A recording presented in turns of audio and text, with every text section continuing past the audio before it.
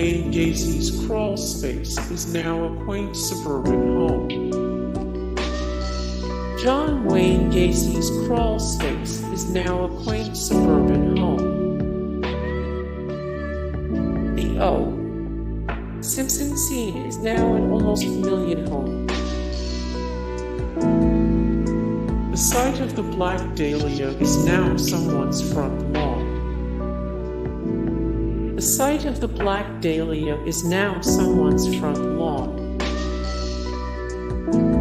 Lizzie Borden's parents' house is now a bed and breakfast.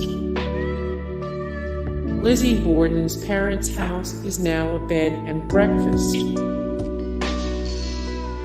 Jeffrey Dahmer's apartment of horrors is now a vacant lot.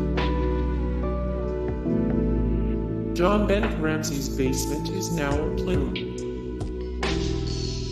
JonBent Ramsey's basement is now a playroom. Hey guys, thank you so much for the support and likes and comments down below, and also thank you so much for watching, and I look forward to see you in the next video. Then take care.